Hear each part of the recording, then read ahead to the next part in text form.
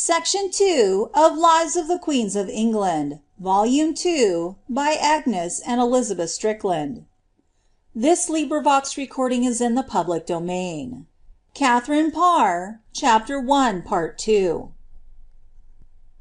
Lord Latimer was so strenuous a Catholic that he became one of the leaders of the Northern insurrection on account of the suppression of the monasteries and the sequestration of the church property by Cromwell in 1536.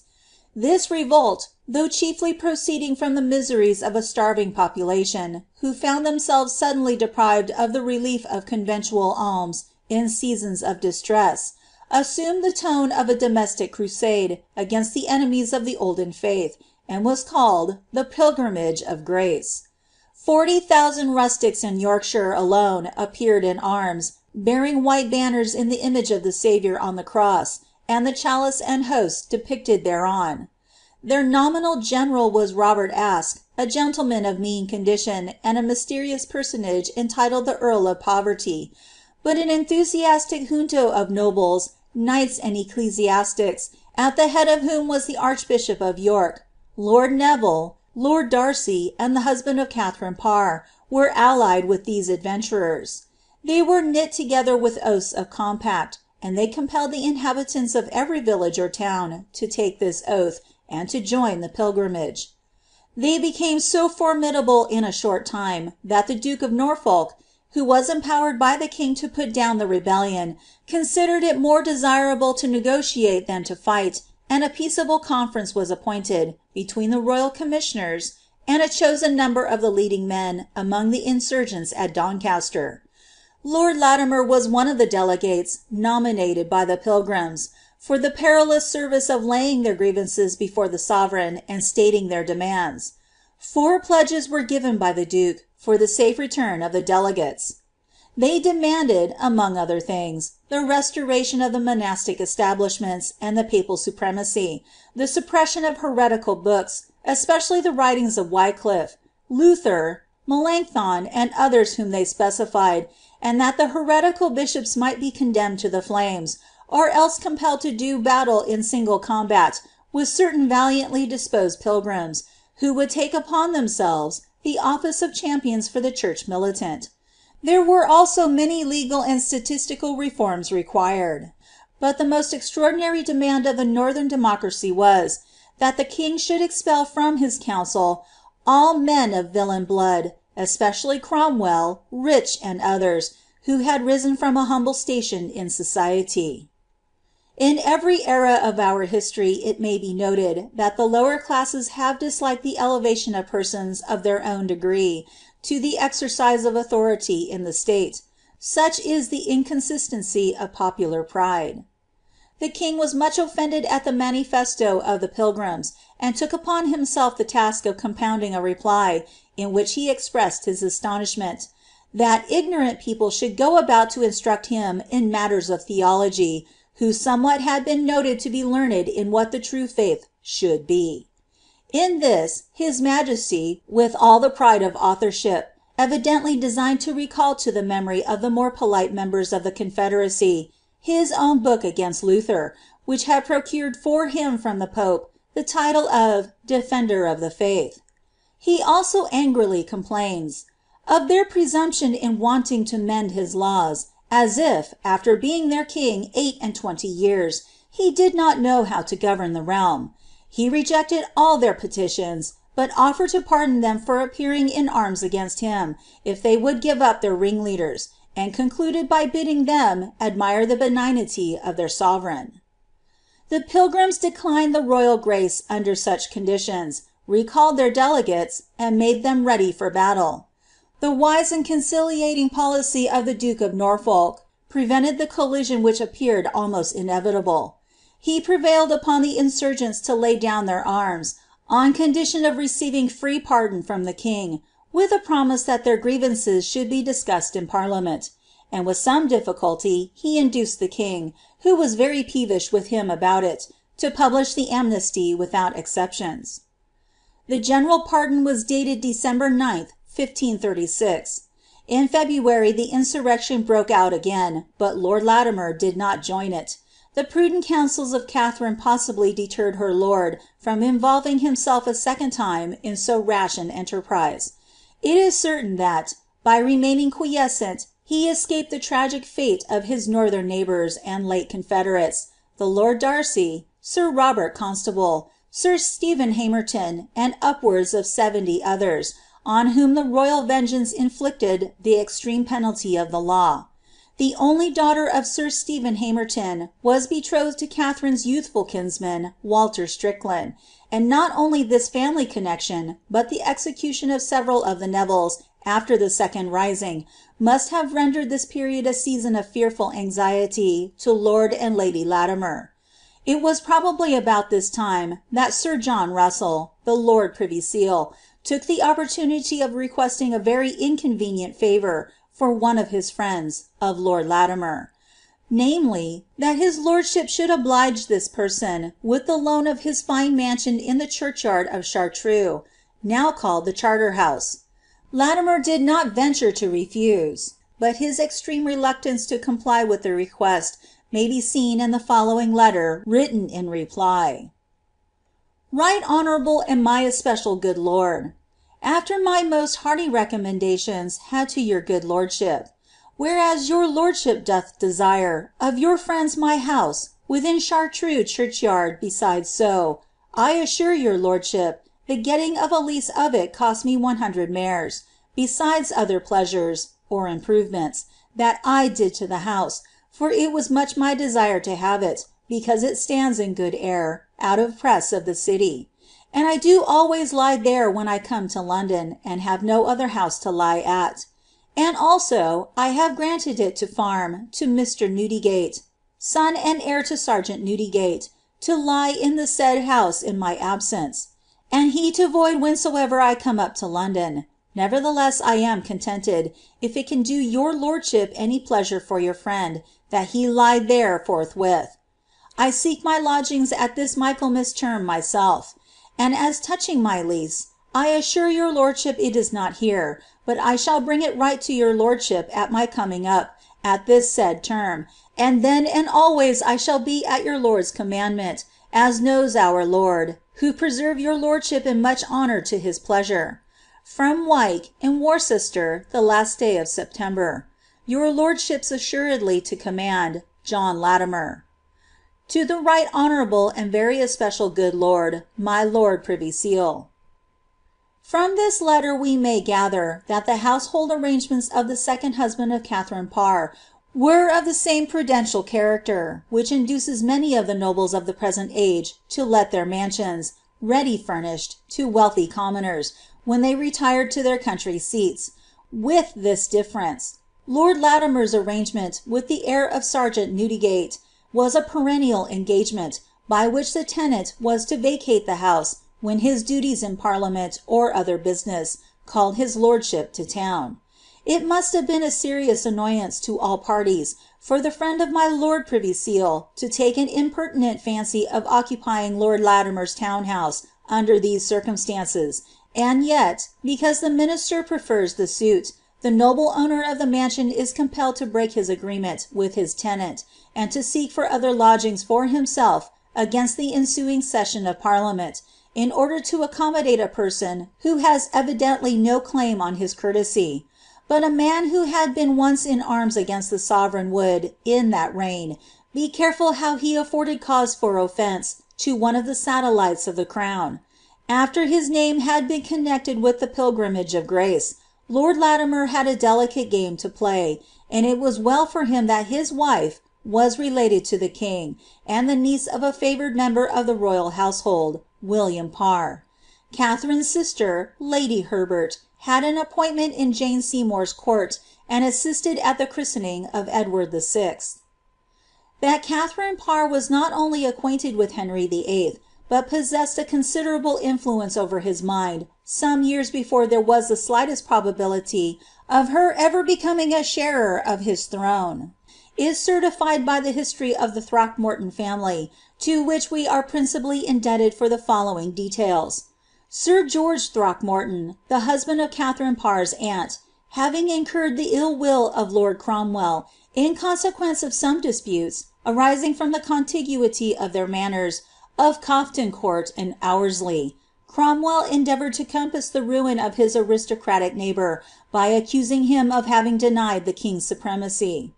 The charge was peculiarly alarming to Throckmorton because his brother Michael was in the service of Cardinal Pole, and had taken an active part in opposing the king's divorce from Catharine of Aragon, as we are told by his kinsman in the following lines, from a metrical chronicle of the life of Sir Nicholas Throckmorton.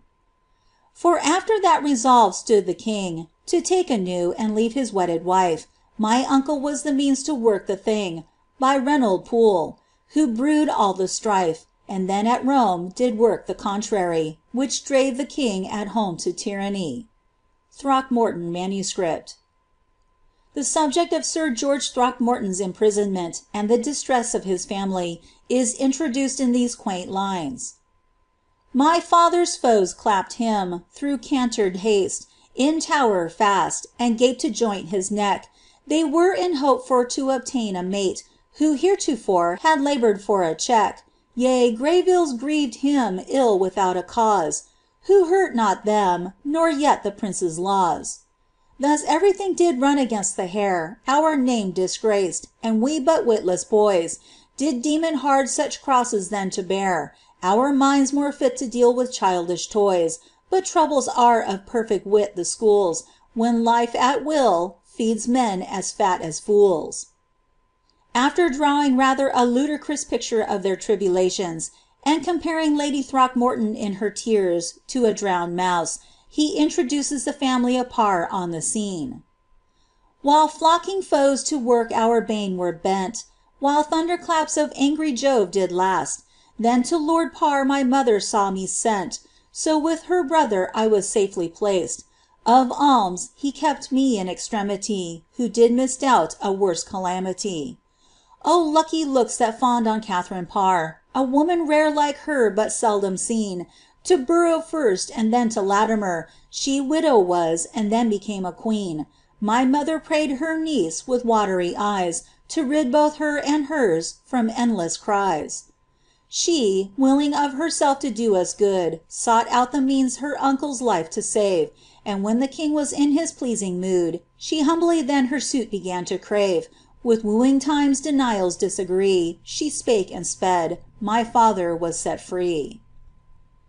In his rapturous allusion to the good offices of Catharine Parr, the poet, by mentioning her subsequent marriage with the king, a little confuses the time when her intercession was successfully employed for the deliverance of Sir George Throckmorton. The date of this event is clearly defined in the prose documents of the Throckmorton family to have taken place in the year 1540 by the statement that Sir George was released through the influence of his kinswoman, the Lady Catharine Parr, and advised with the king, at her suggestion, about Cromwell, immediately before the arrest of that minister, which was in the June of that year. This fact throws a new light on the fall of Cromwell, and leads us to infer that his ruin was caused, not by the enmity of Catherine Howard, but of her unsuspected successor, Catharine Parr, at that time the wife of a zealous Catholic peer, and herself a member of the Church of Rome. It was probably from the eloquent lips of this strong-minded and intrepid lady, when pleading for the life of her uncle, that Henry learned the extent of Cromwell's rapacity, and the real state of the public mind as to his administration, and thus we may, perhaps, account for the otherwise mysterious change in the royal mind, when the monarch, after loading his favourite with honours and immunities, suddenly resolved to sacrifice him to popular indignation, as a scapegoat, on whose shoulders the political sins of both king and council might be conveniently laid. Sir George Throckmorton took an active part in bringing his former persecutor to the block, and instead of being stripped by him of his fair domain of Cofton Court, was enabled to purchase Cromwell's manor of Aursley on advantageous terms of the crown, and to transmit it to his descendants, in whose possession it remains at the present day. Few things, perhaps, tend more importantly to the elucidation of historical mysteries than the study of genealogies. It is by obtaining an acquaintance with the family connections of the leading actors in any memorable era that we gain a clue to the secret springs of their actions, and perceive the wheel within a wheel which impelled to deeds otherwise unaccountable. The brother of Catharine Parr was the husband of the heiress of the last Earl of Essex, of the ancient line of Bourchier. But on the demise of that nobleman, those honours, which in equity ought to have been vested in his descendants, were, to the indignation of all the connections of the Bourchiers and Parrs, bestowed on Cromwell. The death of that rapacious minister smoothed the way for the summons of William Parr to the House of Lords, as Earl of Essex, in the right of his wife. Catharine herself came in for a share of the spoils of the enemy of her house, for his manor of Wimbledon was settled on her. Tradition says that she resided at the mansion at some period of her life. A portion of this ancient edifice, which is still called by her name, is in existence. Cromwell was the third great statesman of Henry VIII's cabinet, within the brief period of 10 years, whose fall is attributable to female influence.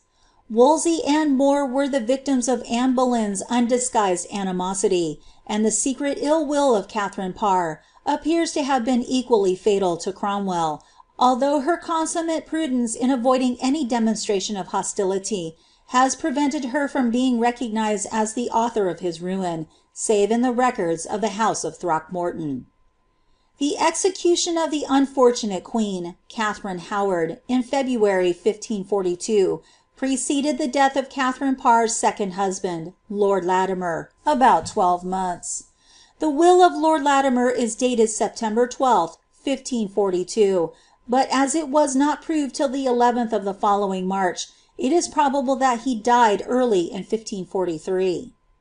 In this document, Lord Latimer bequeaths to the Lady Catherine, his wife, the manors of Nunmonkton and Hamerton. He bequeaths his body to be buried on the south side of the church of Well, where his ancestors were buried, if he should die in Yorkshire, appointing that the master of the hospital and vicar of the church of Well should take and receive all the rents and profits of the parsonage of Askham Richard, in the county of the city of York, as also of the parsonage of St. George's Church, in York, for the time of 40 years, wherewith to endow a grammar school at Well, and to pray for him the founder. The latter clause affords evidence that Lord Latimer died as he had lived, a member of the Church of Rome. There is, however, neither monument nor memorial of him in the church of Well, for he died not in Yorkshire, but in London, and was interred in St. Paul's Cathedral. The conversion of Catherine to the principles of the Reformed religion did not, in all probability, take place till after the decease of Lord Latimer, when, unbiassed by the influence of that zealous supporter of the ancient system, she found herself at liberty to listen to the impassioned eloquence of the apostles of the Protestant faith, men who were daily called upon to testify the sincerity of their profession through tortures and a fiery death. The house of the noble and learned widow soon became the resort of such men as Coverdale, Latimer, and Parkhurst, and sermons were daily preached in her chamber of state by those who were desirous of restoring the practice of the Christian religion in its primitive simplicity. Catherine was not only pious, learned, and passing fair, but possessed of great wealth as the mistress of 2 ample jointures, both unencumbered. With these advantages, and connected as she was, either by descent or marriage, with some of the noblest families in England, even with royalty itself in no very remote degree, it is not to be supposed that she was left unwooed. At an early stage of her widowhood, she was sought in marriage by Sir Thomas Seymour, the brother of the late Queen Jane, and uncle to the infant heir of England. Sir Thomas Seymour enjoyed the favour of his royal brother-in-law in a high degree, and was the handsomest and most admired bachelor of the court. He was gay, magnificent, and brave, excelling in all the manly exercises of that age, and much distinguished by the richness of his dress and ornaments, in which his fashions were implicitly followed by the other courtiers, and with the ladies he was considered irresistible. How it happened that the grave, learned, and devout Lady Latimer should be the one to fix the wandering heart of this gay and reckless gallant, for whom the sprightliest beauties of the court had sighed in vain, has never been explained, nor is it always possible to account for the inconsistencies of love. As the Seymours were among the political leaders of the anti-papal party, it is however probable that Sir Thomas might be induced to attend the religious assemblies that were held at the house of this noble and distinguished convert to the reformed religion, from motives of curiosity in the first instance, till a more powerful interest was insensibly excited in his mind by her charms and winning deportment. Be this as it may, it is certain that Catharine fully returned his passion, as she herself subsequently acknowledges, and had determined to become his wife at that time if her will had not, for wise purposes, been overruled by a higher power. A more important destiny was reserved for her, and while she delayed her union with the man of her heart till a proper interval from the death of her husband should be elapsed, her hand was demanded by a third widower, in the decline of life, and the father of children, by former marriages. This widower was none other than her sovereign, who had remained in a state of gloomy celibacy since the execution of his last queen, apparently wearied out by the frequent disappointments and mistakes that had attended his ventures in the matrimonial lottery. His desire for conjugal companionship was, however, unabated, and rendered, perhaps, wiser by experience. He determined in his selection of a sixth wife not to be guided by externals only. The circumstances that led to Henry's marriage with Catharine Parr are quaintly glanced at by her poet cousin, Sir Thomas Throckmorton, who dates the advancement of his family from that event. But when the king's fifth wife had lost her head, yet he mislikes the life to live alone, and once resolved the sixth time for to wed, he sought outright to make his choice of one. That choice was chance, right happy for us all. It brewed our bliss and rid us quite from thrall. Throckmorton manuscript. When the celebrated Act of Parliament was passed, which rendered it a capital offence for any lady who had ever made a lapse from virtue, to contract matrimony with her sovereign, without first apprising him of her fault, it had been shrewdly observed, that his majesty had now no other alternative than to marry a widow. No spinster, however pure her conduct might have been, it was presumed, would venture to place herself within the peril of a penalty, which might be inflicted on the most innocent woman in the world, the moment she ceased to charm the unprincipled tyrant, whose fickleness was only equalled by his malice and cruelty. When Henry first made known to Lady Latimer that she was a lady whom he intended to honour with the sixth reversion of his hand, she was struck with dismay, and in the terror with which his cruel treatment of his matrimonial victims inspired her, she actually told him that it was better to be his mistress than his wife. A few months after marriage, such a sarcasm on his conduct as a husband might have cost Henry's best beloved queen her head. As it was, this cutting observation, from the lips of a matron of Catharine's well-known virtue, though it must have afforded him a mortifying idea of the estimation in which the dignity of queen consort was regarded by the ladies of his court, had no other effect than to increase the eagerness of his suit to the reluctant widow. Fear was not, however, her only objection to become the wife of Henry. Love was for a while victorious over ambition in the heart of Catharine. Her affection for Seymour rendered her very listless about the royal match, at first, but her favoured lover presumed not to contest the prize with his all-powerful brother-in-law and sovereign. A rival of Henry's temper, who held the heads of wives, kinsmen, and favourites, as cheaply as tennis balls, was not to be withstood. The Adonis of the court vanished from the scene, and the bride-elect, accommodating her mind as best she might to the change of bridegroom, prepared to assume, with a good grace, the glittering fetters of a queenly slave. The arrangements of the royal nuptials were made with a celerity truly astonishing. Barely 3 months intervened between the proving of Lord Latimer's will and the day on which Cranmer grants a licence for the marriage of his sovereign lord, King Henry, with Catharine Latimer, late the wife of the Lord de Latimer, deceased, in whatever church, chapel, or oratory he may please, without publication of banns, dispensing with all ordinances to the contrary, for reasons concerning the honour and advancement of the whole realm. Dated July 10th, 1543. 2 days afterwards, Catherine exchanged her briefly worn weeds of widowhood for the bridal robes of a queen of England, robes that had proved fatal trappings to 4 of her 5 predecessors in the perilous dignity to which it was the pleasure of her enamoured sovereign to advance her.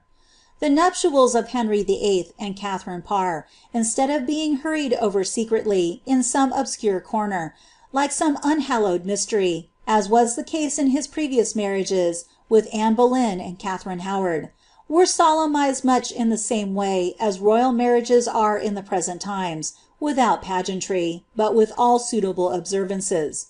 The ceremony was performed by Gardiner, Bishop of Winchester, in the Queen's closet at Hampton Court, and the high respect of the monarch for his bride was proved by his permitting the princesses Mary and Elizabeth, his daughters, and his niece the Lady Margaret Douglas, to assist at these nuptials.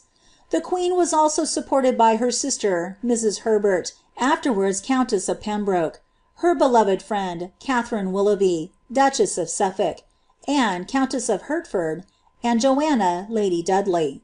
The king was attended by his brother-in-law, the Earl of Hertford, Lord John Russell, Privy Seal, Sir Anthony Brown, Master of the Pensioners, Henry Howard, Richard Long, Thomas Darcy, Edward Baynton, the husband of the late queen's sister, Anthony Denny and Thomas Speke, knights, and William Herbert, the brother-in-law of his bride. It is scarcely possible but the cheek of Catherine must have blanched when the nuptial ring was placed on her finger by the ruthless hand that had signed the death warrant of 2 of his consorts within the last 7 years. If a parallel might be permitted between the grave facts of history and the creations of romance, we should say the situation of Henry's 6th queen greatly resembled that of the fair Scheherazade in the Arabian Nights entertainments, who voluntarily contracted matrimony with Sultan Shirar, though aware that it was his custom to marry a fresh wife every day and cut off her head the next morning. The sound principles, excellent judgment, and endearing qualities of Catharine Parr, and above all, her superlative skill as a nurse, by rendering her necessary to the comfort of the selfish and irritable tyrant, who had chosen her as a helpmeet for him in the season of premature old age and increasing disease, afforded her best security from the fate of her predecessors. But this hereafter. Among the unpublished manuscripts in the State Paper Office, we find the following paragraph in a letter from Sir Thomas Wriothesley, relating to the recent bridal of the sovereign. I doubt not of your grace, knowing by the fame and otherwise, that the king's majesty was married on Thursday last to my lady Latimer, a woman in my judgment, for certain wisdom and gentleness, most meet for his highness. And sure I am, his majesty had never a wife more agreeable to his heart than she is. The Lord grant them long life and much joy together. On the day of her marriage, Queen Catherine presented her royal stepdaughter and bridemaid, the Princess Mary, with a magnificent pair of gold bracelets set with rubies, and yet more acceptable gift in money of £25. Of course the Princess Elisabeth, who also assisted at the bridal, was not forgotten. The pecuniary present to Mary was repeated on the 26th of September. Catharine Parr had now for the 3rd time undertaken the office of stepmother, an office at all times of much difficulty and responsibility, but peculiarly so with regard to the children of Henry VIII., who were the offspring of queens so fatally opposed as Catherine of Aragon, Anne Boleyn, and Jane Seymour had successively been.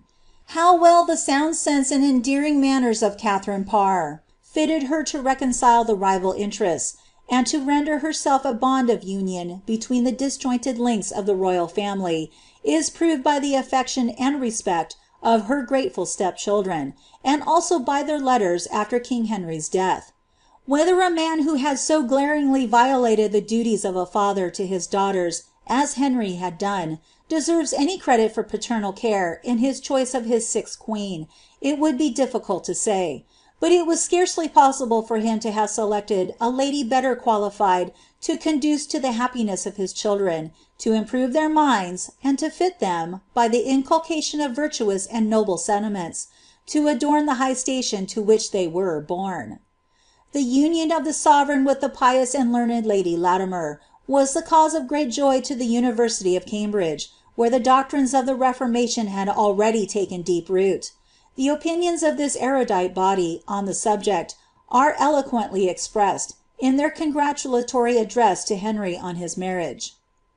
Catharine Parr, while Queen Consort of England, continued to correspond with the University of Cambridge, in the name of which the celebrated Roger Ascham thanks her for her royal benefactions, and the suavity of her letters. "Write to us oftener," says the enthusiastic scholar, "eruditissima regina, and do not despise the term erudition, most noble lady. It is the praise of your industry, and a greater one to your talents, than all the ornaments of your fortune. We rejoice vehemently in your happiness, most happy princess, because you are learning more amidst the occupations of your dignity than many of us do in all our leisure and quiet." The dignity of the scholar and the queen are beautifully blended with the tenderness of the woman and the devotedness of the Christian, in the line of conduct adopted by Catharine Parr after her elevation to a throne. Her situation at this period is not unlike that of Esther in the house of Ahasuerus.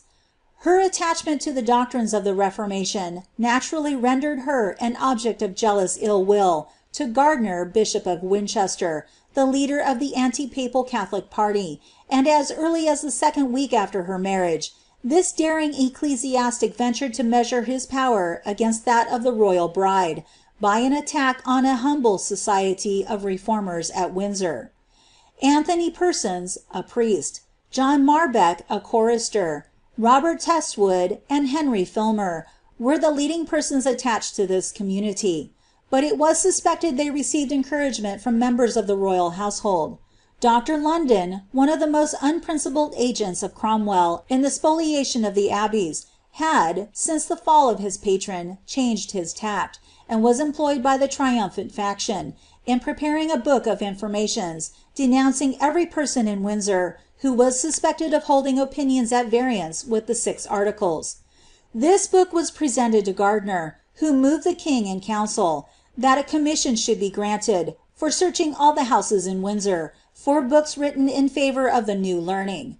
Henry acceded to this measure as regarded the town, but accepted the castle, his own royal residence, having doubtless shrewd reasons to suspect that more works, of the kind objected to, would be found in the closets and chambers of those nearest and dearest to him, than among the poor and unlearned inhabitants of Windsor. A few manuscript notes on the Bible, and a Latin concordance in progress of arrangement, which were found in the house of Marbeck, furnished an excuse for the arrest, trial, and condemnation of himself and his 3 friends. Nothing could induce them to betray any person in the royal household, to save themselves from the fiery death with which they were menaced. Marbeck found an intercessor sufficiently powerful to represent his case to the king. This was most probably either the queen, or some person encouraged by her. Henry was shown the Latin concordance, of which several hundred pages were completed. "Poor Marbeck!" exclaimed he, with an unwonted burst of sympathy. "It would be well for thine accusers if they had employed their time no worse." A reprieve was granted to Marbeck, but Persons, Testwood, and Filmer were sent to the stake, July 26, 2 days after their condemnation. Though the flames of their martyrdom were kindled almost in the sight of Henry's Protestant queen, she was unable to avert the fate of the victims, and well aware she was that the blow which produced this fell sacrifice of human life was aimed at herself, and would be followed by an attack on persons in her immediate confidence. The murder of these humble reformers was, indeed, but the preliminary move in the bold yet subtle game which Gardiner was playing against the more elevated individuals professing the same religion with the queen. Dr. Haynes, the Dean of Exeter, and a prebendary of Windsor, Sir Philip Hoby and his lady, Sir Thomas Cardan, and other members of the royal household, were denounced by Dr. London and Simons as persons encouraging the new learning, and were placed under arrest. The only evidence against them that could be produced was contained in certain inferences and false statements, which Dr. London had suborned Ockham, the clerk of the court, to introduce into the notes he had taken at the trials of the recent victims. The queen, having obtained full information of these proceedings, sent one of her most trusty and courageous servants into court to expose the iniquity of this plot. Ockham was arrested and his papers seized, which afforded full proof of the base conspiracy into which he had entered, and the whole transaction was laid before the king.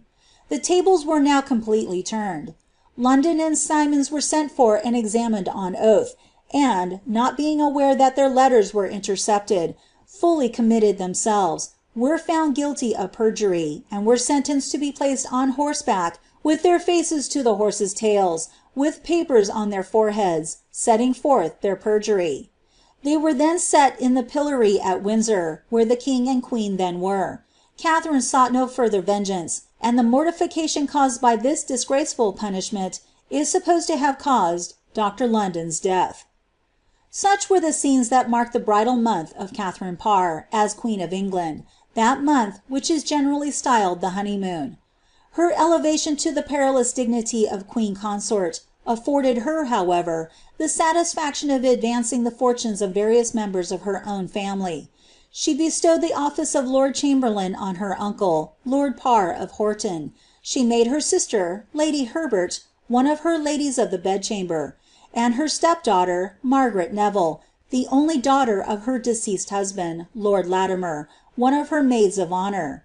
Her brother, William Parr, was created Earl of Essex, in right of his wife, having been previously made Baron Parr of Kendal.